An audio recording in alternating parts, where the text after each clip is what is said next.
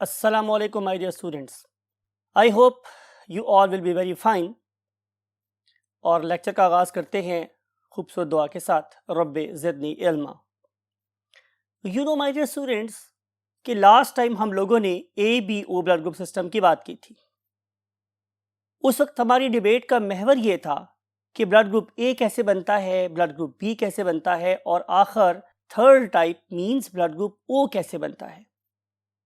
आपने सुन रखा होगा माय डियर स्टूडेंट्स कि हम सिर्फ ये नहीं कहते कि किसी बंदे का ब्लड ग्रुप A है या B है या O है, हम साथ इसका एक और एट्रीब्यूट भी डिस्कस करते हैं। वो ये है कि इस बंदे का ब्लड ग्रुप A पॉजिटिव है या A नेगेटिव, B पॉजिटिव है या B नेगेटिव, O पॉजिटिव है या O नेगेटिव। राइट, आज की हमारी डिस्कशन इस एक्सेस के अराउंड घूमेगी कि A नेगेटिव क्यों होता है, B पॉजिटिव क्यों होता है, B नेगेटिव क्यों होता है, सिमिलरली O पॉजिटिव क्यों होता है, O नेगेटिव क्यों होता है। राइट, सवाल यह है कि आखिर हम ये क्यों पढ़ना चाहते हैं।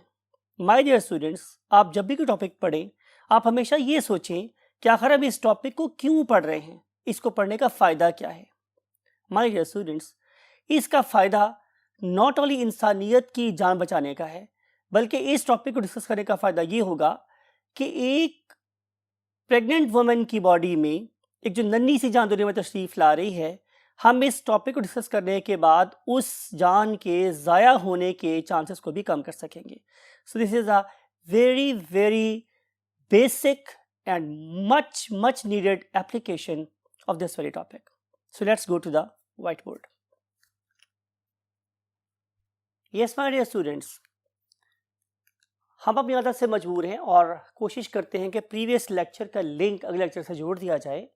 तो आपको याद होगा कि हमने last time blood group A और ब्लड ग्रुप B और ब्लड ग्रुप O की बात की थी, और मैंने आपको ये बताया था कि किसी भी ऑर्गेनिज्म का ब्लड ग्रुप डिटरमाइन करने वाली चीज़ का नाम क्या था, एंटीजन।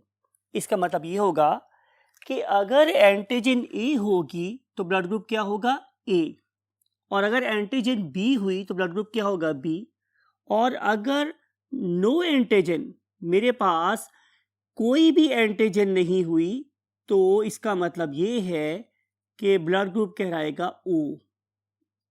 राइट, और मैंने आपसे एक बात और कही थी, वो क्या कि जिस तरह की मेरे पास एंटीजन होगी उसकी ऑपोजिट एंटीजन के अगेंस्ट मेरी बॉडी क्या बनाएगी, एक force, and that force is particularly to defend my body against the opposite antigen।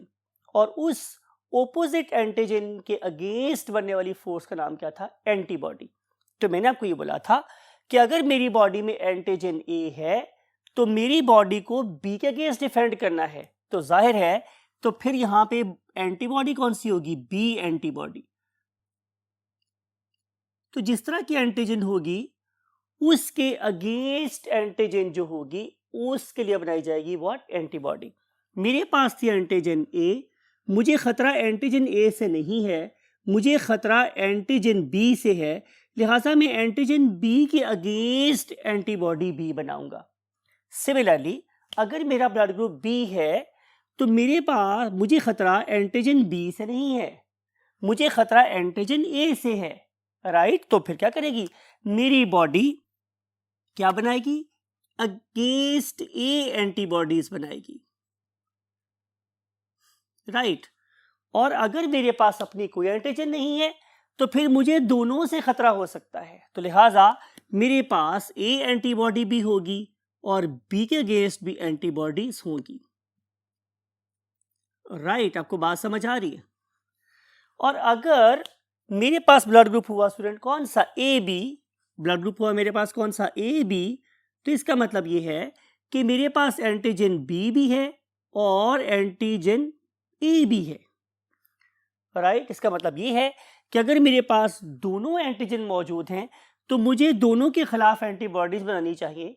तो आपको याद होगा मैंने बोला था कि A B के खिलाफ एंटीबॉडी बनाता है और B A के खिलाफ एंटीबॉडी बनाता है, लेकिन ये दोनों एक दूसरे के इफेक्ट को कैंसिल कर देती हैं। देयरफॉर एंटीबॉडीज के बारे में लिखा था मैंने कि एंटीबॉडीज डू नॉट एग्जिस्ट कायम नहीं रहती, बनती जरूर है मगर कायम नहीं रहती। ये तो प्रीवियस लेक्चर का रीकैप हुआ और आपको याद होगा हमने ये बोला था कि हम हमेशा एंटीजन स्पेसिफिक ब्लड ही लगाते हैं।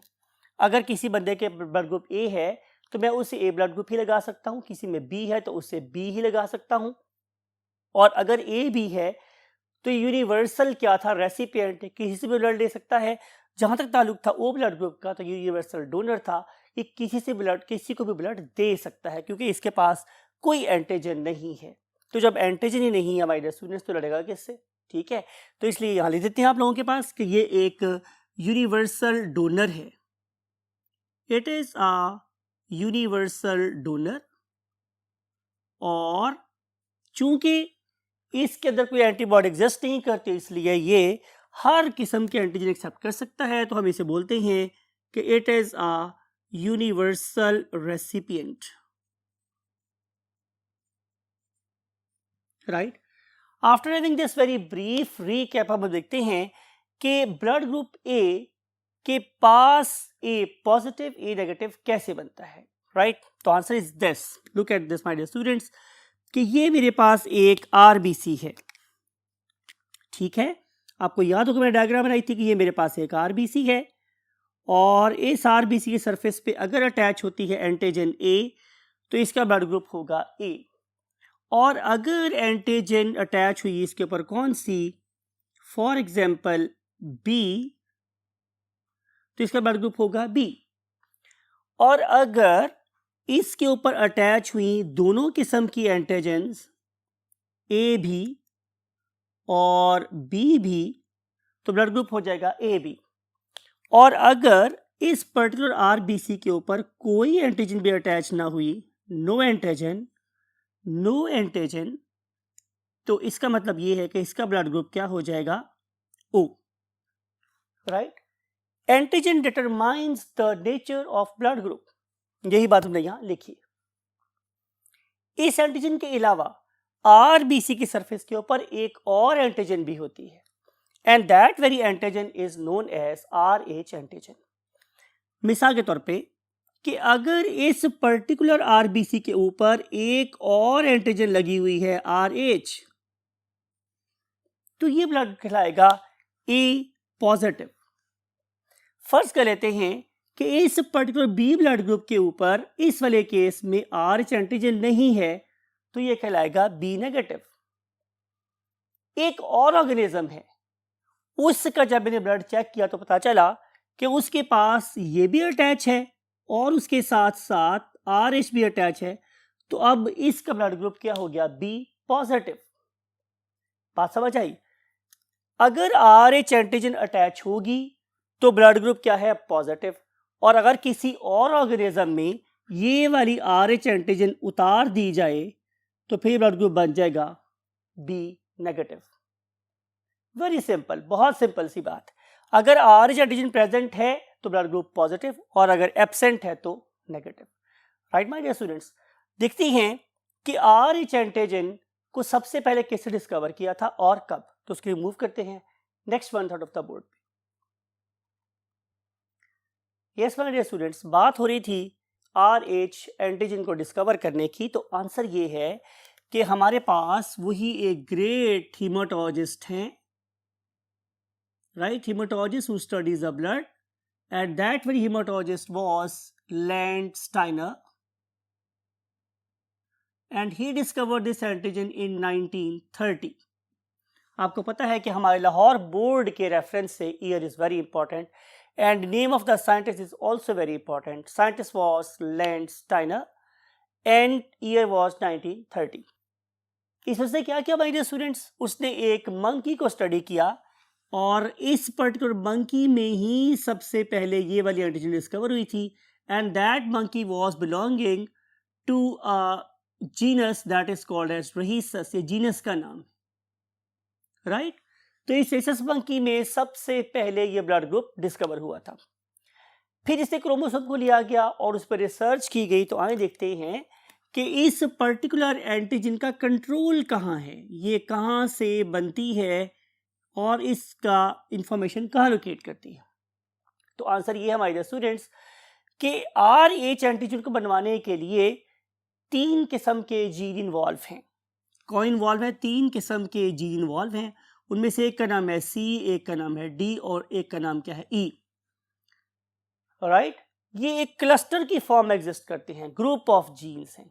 अब इनमें जो सेंटर में है वो मेरे पास क्या है? जाहिर है D। और जो D you can say gene है, it is the most important, ये इनमें से सबसे ज्यादा इंपॉर्टेंट जीन है। राइट, जहां तक C और E की ताल्लुक है, जाहिर है वो ऑल्टरनेटिवली उसके लेफ्ट और राइट साइड पे एग्जिस्ट कर रही है। What is the job of this particular D gene? ये जो पर्टिकुलर D जीन है ये बनवाता है क्या? जाहिर है RH एंटीजन। क्या बनवाता है? कि RH antigen, talking about this group. Right, इसका मतलब ये हुआ कि अगर हम जेनेटिक्स के एतबार से बात करें तो what are the 3 possibilities? If this disorder is autosomal तो फिर पॉसिबिलिटीज क्या क्या हो सकती है? ये नंबर 1 कि ऑर्गेनिज्म में बी कैपिटल D, ऑर्गेनिज्म में be capital D small d and organism में बी स्मॉल d। राइट, अगर इस ऑर्गेनिज्म के इस पर्टिकुलर लोकस पे लिखा हुआ है कैपिटल D, इसका मतलब ये है कि इसको अपने फादर से भी कैपिटल D ऑब्टेन हुआ और इसको इसकी मदर से भी कैपिटल D ऑब्टेन हुआ, तो ये मेरे पास एक होमोजाइगस क्या है? RH पॉजिटिव ऑर्गेनिज्म है। राइट, और अगर हम नीचे वाली की बात करेंगे तो डेफिनेटली ये एक हेट्रोजाइगस ऑर्गेनिज्म है। तो अगर ये एक हेट्रोजाइगस ऑर्गेनिज्म है तो क्या ये RH पॉजिटिव हो या नेगेटिव? तो answer is this particular capital D is absolutely dominant over small d। तो जाहिर है जहां भी कैपिटल D आएगा वहां पे पॉजिटिविटी क्रिएट होगी। तो ये ऑर्गेनिज्म स्मॉल d का मालिक होने के बावजूद, स्मॉल d को कैरी करने के बावजूद क्या होगा? RH positive organism. It is important to note. So only genetic makeup, only combination of genes जो इस ऑर्गेनिज्म को नेगेटिव बना सकता है वो क्या है? इसका recessive disorder, that is small d। तो जब ऑर्गेनिज्म का ब्लड ग्रुप क्या हो जाएगा? स्मॉल d, तो ये मेरे पास कहलाएगा होमोजाइगस रिसेसिव ऑर्गेनिज्म, और इस होमोजाइगस रिसेसिव ऑर्गेनिज्म का ब्लड ग्रुप हो जाएगा RH negative. It is important. Right, अब देखते हैं कि क्या क्या पॉसिबिलिटीज हो सकती हैं। ये मेरे पास एक हजरत इंसान है, he is for example RH positive, और इसकी हम शादी करवा रहे हैं, इसको मैरी कर रहे हैं एक ऐसी वुमन के साथ कि जो मेरे पास क्या जाहिर है capital D। She is also positive for this blood group. It may be A positive, it may be B positive. अब हम A B के चक्कर में नहीं पढ़ रहे, अब हम सिर्फ और सिर्फ RH एंटीजन के रेफरेंस से बात कर रहे हैं। मीन्स कि ये वाला ऑर्गेनिज्म भी पॉजिटिव था और ये वाली मोहतरमा भी क्या थी? पॉजिटिव थी। तो इनके यहाँ जितने भी प्रोजनी या ऑफस्प्रिंग प्रोड्यूस होंगे, all of them will be capital D। Common sense, because both of them are true breed for this particular antigen. What is the second probability? Second probability ये हो सकती है कि उनमें से एक क्या हो जाए? हेट्रोजाइगस हो जाए। For example this into this. Right, इस वाले केस में भी सारे के सारे ऑर्गेनिज्म किस तरह के प्रोड्यूस होंगे? Look at this, capital D circle और capital D circle, small d circle. ये याद रखिए, मैंने आपको सिखाया था बनाना कि अगर दोनों जीन एक तरह के हैं तो गैमेट्स एक तरह के बनेंगे, और अगर डिफरेंट टाइप की हो तो डिफरेंट टाइप से गैमेट्स बनेंगे। अब अगर ये वाला गैमेट इससे फर्टिलाइज होता है तो कैपिटल D बनेगा, और अगर ये इससे फर्टिलाइज होगा तो भी कैपिटल D स्मॉल d बनेगा। तो अब पॉजिटिविटी के एतबार से 100% ऑर्गेनिज्म विल बी पॉजिटिव, ठीक है। लेकिन क्या ये वाला पॉजिटिव और ये वाला पॉजिटिव सेम है? तो आप आंसर करेंगे नहीं। 50% of organisms are homozygous and 50% are carrier. 50% homozygous and 50% are carrier. आप भूल ना जाएं, तो लिख देता हूं मैं कि 50% क्या होंगे मेरे पास? होमोजाइगस, राइट, और 50% मेरे पास कैसे होंगे, कैरियर, राइट। और इसमें जाहिर है 100% क्या होंगे, पॉजिटिव एंड होमोजाइगस,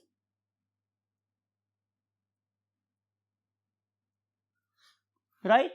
ये कैसा होगा, जाहिर है positive, because it is carrying capital D. What about the next one, definitely it is also positive, because के पास भी क्या है, कैपिटल डी, तो ये भी क्या होगा मेरे पास, पॉजिटिव, राइट। मूव करते नेक्स्ट बोर्ड पे और देखते हैं कि what are the other possible combinations. Yes my dear students, बात हो रही थी कि what is the next probability, कि दोनों ही क्या हो जाए, हेट्रोजाइगस हो जाए। अगर दोनों ही हेट्रोजाइगस हो गए हैं, मींस कि जो मेल है वो भी कैरियर है और जो फीमेल है वो भी कैरियर है, तो यू नो कि अब यहां पर दो किस्म के गैमेट्स बनेंगे, कैपिटल डी स्मॉल डी, और यहां पर भी capital D circle small D circle. और अगर हम इसका एक क्रॉस कराएंगे तो what is the first probability, capital D capital D. What is next probability, capital D small D. Then what is the next probability, again capital D small D, and what is the last probability, small D small D. अगर आप result लिखेंगे तो 25% are positive and homozygous, right, and 25% are positive but heterozygous. These are also 25% positive heterozygous. अगर आप इन दोनों को मिला देंगे तो वही 1:2:1 के रेफरेंस से 1:2 और 1:1 के रेफरेंस से रिजल्ट आएगा मेरे पास। ओनली 25% आर और 25% will be what, negative, and they will be homozygous. इसका मतलब ये है कि किसी रिसेसिव ट्रेट की तरह से RH नेगेटिव या एंटीजन RH का ना बदना क्या है, क्वाइट रेयर है। देयरफॉर हम बोल रहे हैं कि O negative blood group is very rare.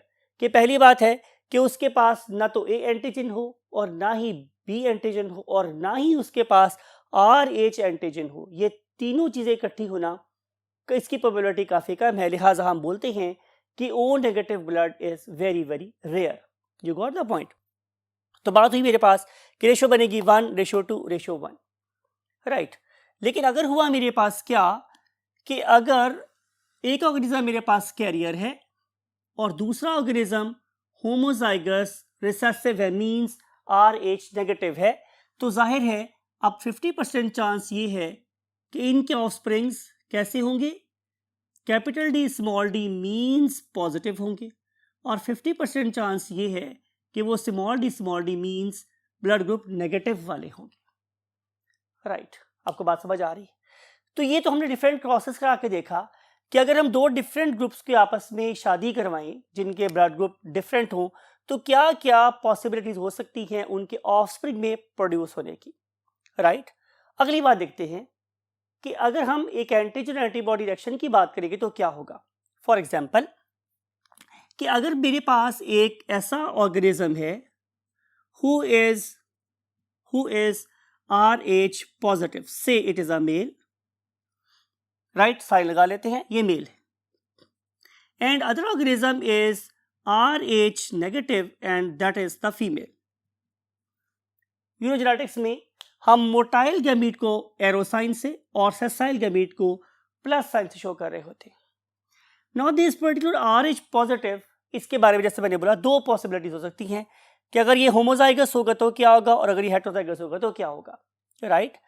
For example यहां पे हम कंसीडर कर लेते हैं कौन सा वाला केस, ये वाला केस, राइट, कि ये कैरियर है और उसमें कैपिटल डी है और स्मॉल डी है, तो क्या होगा कि इसमें जो 50% ऑफ ऑर्गेनिजम्स हैं they will be positive and जो 50% ऑर्गेनिजम्स हैं they will be RH negative, right. बात आपको समझ आ रही है? अगली बात जो मैं आपसे कहने वाला हूं ये बहुत ही ज्यादा इंपॉर्टेंट है। आपको याद होगा कि अगर मैं बात करूं ब्लड ग्रुप ए की या मैं बात करूं ब्लड ग्रुप बी की, तो इस केस में क्या हुआ था भला कि इसके पास एंटीजन ए थी और इसकी बॉडी ने एंटीबॉडीज बी खुद से बना ली थी। ये इंपॉर्टेंट बात है, गौर से सुनिए मैंने क्या बोला कि अगर इस पर्टिकुलर ऑर्गेनिज्म के पास ब्लड ग्रुप ए है, मीन उसके पास एंटीजन ए है, तो इसे खतरा किससे था? एंटीजन बी से। तो लिहाजा इस ऑर्गेनिज्म ने इस एंटीजन के खिलाफ पहले से ही बना के रख ली थी क्या? एंटीबॉडीज। इसका मतलब है कि production of antibodies for A and B are self excitatory, self you can say responsive, ये खुद से बना लेती है। इसका मतलब यह है कि अगर आपका ब्लड ग्रुप ए है तो बाय बर्थ आपके पास एंटीबॉडीज बी प्रेजेंट होंगी। क्या प्रेजेंट होंगी? Antibodies B. और अगर आप लोगों का ब्लड ग्रुप बी है तो आपकी बॉडी में बाय बर्थ एंटीबॉडीज प्रेजेंट होंगी अगेंस्ट ए। ये वही पुरानी बात है, कोई नई बात नहीं। लेकिन इंपॉर्टेंट बात क्या है कि ये वाला चक्कर, ये वाला केस किस में नहीं होता? आरएच एंटीजन में नहीं होता। Right, look at this. ये मेरे पास एक वुमन है फॉर एग्जांपल, ये एक मोहतरमा है मेरे पास, और इसका ब्लड ग्रुप क्या है? नेगेटिव ब्लड ग्रुप है। And that very negative blood group organism और female has married a O positive और A positive और B positive और AB positive organism that has got RH antigens। मेरी बात को जरा गौर से सुनिए। जब तक इस मोहतरमा के पास RH पॉजिटिव ब्लड वाली एंटीजेंस नहीं आएंगी, इस मोहतरमा की बॉडी RH एंटीजन के अगेंस्ट RH एंटीबॉडीज नहीं बनाएगी। मैं फिर बोल रहा हूं, ये वाला केस नहीं है, it is a different case. इस मोहतरमा की बॉडी सिर्फ उस सूरत में एंटीबॉडी बनाएगी कि जब हम इसकी बॉडी को RH पॉजिटिव एंटीजन से एक्सपोज करेंगे। Otherwise that woman is very pure, इसके पास किसी किस्म की कोई एंटीजन नहीं है और ये किसी के खिलाफ भी एंटीबॉडीज नहीं बनाती। Got the point? लेकिन जो ही फॉर एग्जांपल इसके पास आता है एक ऐसा baby, we are talking about a baby who has got blood group positive, इसका मतलब है कि हम किसी इस केस की बात करें। राइट, मेल क्या था? पॉजिटिव, मोहतरमा क्या थी? नेगेटिव। राइट, और 50% केस के लिहाज से इस दफा जो बेबी दुनिया में तशरीफ ला रहा है, जो उसने कंसीव किया है, that is for example capital D small D. तो कैपिटल डी स्मॉल डी होने के नाते से इसका ब्लड ग्रुप क्या हो गया है? Positive. Now there is a conflict, maternal blood group is negative and जो बेबी का ब्लड ग्रुप है वो क्या है? पॉजिटिव। अब क्या चांस है? आप लोग पढ़ के आए हैं कि प्लेसेंटा क्या होता है। Placenta is a site where baby is going to interact with the mother, so it is a site where there is a direct contact of the fetal blood with the maternal blood। Right, आपको मेरी बात समझ आ रही है? अब अगर उस particular placenta में से इस बेबी की antigens means RH antigens cross करके चली जाती हैं मदर के ब्लड में। Look at this very animation. आपको नजर आ रहा है कि ये एक मोहतरमा है and she has got a baby in her fetus और मदर का ब्लड ग्रुप है RH नेगेटिव, बेबी का ब्लड ग्रुप क्या है? RH positive. राइट, तो क्या हो गया? मदर के पास तो एंटीजन थी नहीं, बेबी के पास एंटीजन थी, और ये वाली एंटीजन इस प्लेसेंटा से क्रॉस करके अब मदर की बॉडी में जा रही है। यू नो कि मदर की बॉडी ने पहले अपने पास नहीं रखी हुई थी क्या? एंटीबॉडीज फॉर RH, लेकिन जो ही फर्स्ट टाइम इसको एक्सपोजर होगा तो मदर की बॉडी इस पर्टिकुलर RH एंटीजन के अगेंस्ट RH एंटीबॉडी बनाना शुरू कर देगी। अब मुकाबला होगा दो ऑर्गेनिज्म के दरमियान में। एक ऑर्गेनिज्म है बहुत बड़ा, I am talking about the mother, और एक नन्ही सी छोटी सी जान, I am talking about the foetus. Right, तो रिजल्ट क्या होगा कि definitely mother's body will be the winner. Who will be the loser? Definitely foetal body. अब मदर की बॉडी कॉन्स्टेंटली क्या बना रही है? Antibodies. अब ये वाली एंटीबॉडीज क्रॉस कर सकती हैं प्लेसेंटा को और आके इस पर्टिकुलर नन्ही सी जान की एंटीजन से लड़ाई शुरू कर सकती हैं और करती हैं। रिजल्ट में इसका ब्लड बहुत तेजी से डिस्ट्रॉय होना शुरू हो जाता है। दिस पर्टिकुलर डिसऑर्डर, जिसमें मदर की एंटीबॉडीज फीटस की एंटीजन से लड़ती हैं, फाइट करती हैं, उसे किल करती हैं और इनकी आरबीसीज की लाइसिस स्टार्ट हो जाती है। This particular disorder is called as erythroblastosis fetalis. क्या कहलाती है स्टूडेंट्स? एरिथ्रोब्लास्टोसिस, यानी कि एरिथ्रोसाइट्स। पढ़े लिखे बच्चे यहाँ पढ़ाया आप लोगों को। एरिथ्रोसाइट्स क्या होते हैं? आरबीसी। तो आरबीसीज की ब्लास्ट हो जाना, फट जाना, एरिथ्रोब्लास्टोसिस फेटालिस। अब ये जो काम है ये बेसिकली फीटस में हो रहा है, मदर की बॉडी को कोई फर्क नहीं पड़ रहा। फर्क किसको पड़ रहा है? बेबी की बॉडी को। देयरफॉर फेटालिस और इथ्रोसाइट्स की क्या हो रही है? ब्रेक डाउन, ब्लास्टिंग हो रही है, फट रही है वो आरबीसी, राइट। अब इसका नुकसान किसको है? क्या मदर को है? तो आंसर इज नो। इसका नुकसान सीधा सीधा किसको है? बेबी को। अब बेबी की बॉडी को आहिस्ता आहिस्ता ऑक्सीजन की सप्लाई कम होना शुरू हो गई है, नंबर एक। इसका कॉज क्या हो सकता है? इसके कॉन्सिक्वेंस क्या हो सकता है? कॉन्सिक्वेंस ये हो सकता है कि इस बेबी की ऑक्सीजन सप्लाई बिल्कुल खत्म हो जाए और ये वाला बेबी अपनी मदर की यूट्रस में ही मर जाए। It is quite possible. इस किस्म की डेथ को हम खुदा न खासा क्या बोलते हैं? स्टिल बर्थ, और simply it is an abortion case. या फिर क्या हो सकता है कि ये वाला एक्सपोजर फर्स्ट टाइम हो रहा है। अगर ये वाला एक्सपोजर फर्स्ट टाइम हो रहा है तो फिर चांस है कि ये वाला बेबी सर्वाइव कर सकता है, बिकॉज कि पहले एक्सपोजर में, आपने याद होगा मैंने चैप्टर नंबर 14 में बोला था कि पहला जो रिएक्शन होता है एंटीजन एंटीबॉडी रिएक्शन का वो माइल्ड होता है, लेकिन जो दूसरा रिएक्शन होता है वो बहुत स्ट्रांग होता है। आपकी यादाश्त की नजर ये वाला यू कैसे ग्राफ दोबारा से जो मैंने चैप्टर नंबर 14 में लगाया था, आपको इम्यूनिटी पढ़ी थी, आपको याद होगा कि जो पहला इम्यून रिस्पॉन्स है वो माइल्ड और दूसरा इम्यून रिस्पॉन्स बहुत ज़्यादा स्ट्रांग होता है। यही वाली बात यहाँ पर है कि पहले पे तो शायद ये बेबी सर्वाइव कर जाएगा, कि दूसरे पे कभी सर्वाइव नहीं कर सकता। और अगर ये पहले में सर्वाइव कर रहा है तो भी इस ऑर्गेनिज्म को अगर आप देखेंगे तो आपको पता चलेगा कि इस ऑर्गेनिज्म के दो ऑर्गन, जिनमें से एक लिवर और एक स्प्लीन, वो बहुत ज़्यादा बड़े हो गए हैं। क्यों? मैंने एक टर्म बताई थी आप लोगों को, मेगैली। वहाँ भी बोला था, यहाँ भी बोल रहा हूँ, स्प्लीन और मेगैली। You know, spleen is a graveyard of the body. तो जब बहुत ज्यादा आरबीसी फटना शुरू हो जाएंगे तो इसकी स्प्लीन को जोर से ज्यादा काम करना पड़ेगा, तो स्प्लीन क्या हो जाएगी? बड़ी हो जाएगी। This organism, this baby will have a birth with a very very large spleen. Disease is called as splenomegaly. इसके अलावा इसका जो लिवर है वो भी काम कर रहा था, वो कोशिश करेगा कि मैं ज्यादा नंबर ऑफ क्या करूं, एरिथ्रोसाइट्स को प्रोड्यूस करूं, और ज्यादा बॉडी ऑर्गेनिकली डिजाइंड है। It is trying its level best to save the what foetus, और उसके लिए वो इमेच्योर आरबीसी को ही ब्लड में पीना शुरू कर देती है कि चलो नॉट 100% सही, 40%, 30%, 50% तक ऑक्सीजन बॉडी को सप्लाई होती रहे। और अगर किस्मत अच्छी हुई और ये बेबी दुनिया में तशरीफ ले आया तो आपको क्या पता चलेगा कि नॉट ओनली इसकी स्प्लीन बड़ी हुई है, इसका लिवर बड़ा हुआ है, बल्कि इसके अलावा इसको प्रॉब्लम और भी है। आप इसी आईज को देखें, इसकी आईज बहुत येलो है। आप इसी स्किन को देखें, स्किन भी बहुत येलो है। पढ़े लिखे बच्चे आप पता है इसको क्या बोलते हैं? जॉन्डिस, यरकान बोलते हैं इसे, पीला यरकान। वजह क्या थी? आपको याद होगा मैंने बोला था कि जब भी आरबीसी ब्रेक होता है तो उसके रिजल्ट में एक येलो पिगमेंट प्रोड्यूस होता है। नाम भी बताया था आपको, एग्जैक्टली, बिलीरुबिन। तो bilirubin is a yellow pigment. When it will develop in excess तो इससे टॉक्सिक इफेक्ट को नलीफाई करने के लिए इसे बॉडी के पेरिफेरल पार्ट्स में स्टोर किया जाता है, और इसी तरह से हमारी स्किन और हमारी आईज और हमारे नेल्स तक के दे बिकम व्हाट? येलो। और अगर ये दुनिया में तशरीफ ले आया है safe and sound, although he और she is suffering from jaundice, तो क्या करो? इसको एज सून एज पॉसिबल इस पर्टिकुलर रिएक्शन से जान छुड़वाओ जो इसकी और इसकी मदर की बॉडी में इंट्रैक्शन की वजह से डेवलप हुई है। तो क्या करो? इसके ब्लड को रिप्लेस करवाओ bye a negative blood.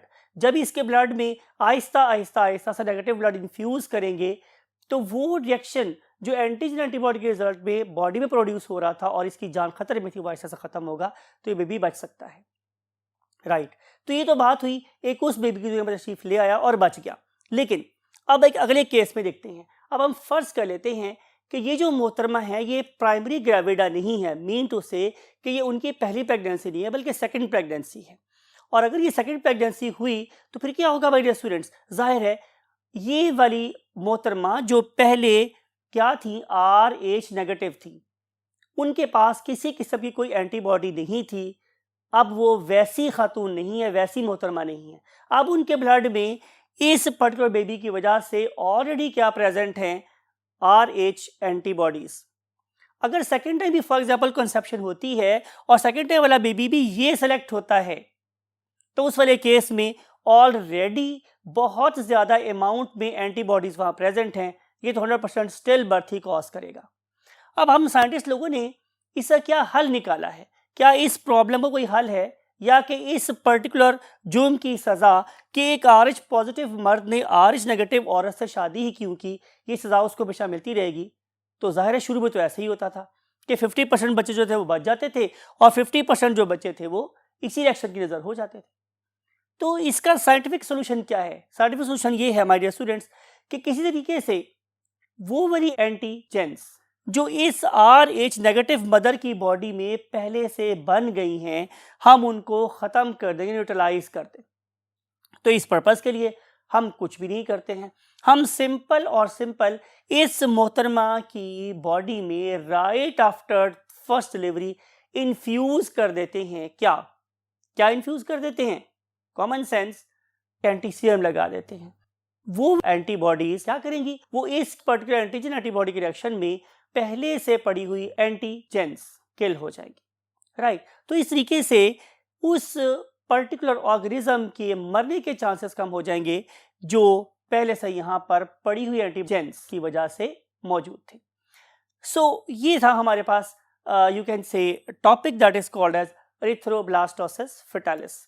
So that's it for this topic. I hope कि ये टॉपिक आप लोगों को बड़ी तरीके से समझ आया होगा।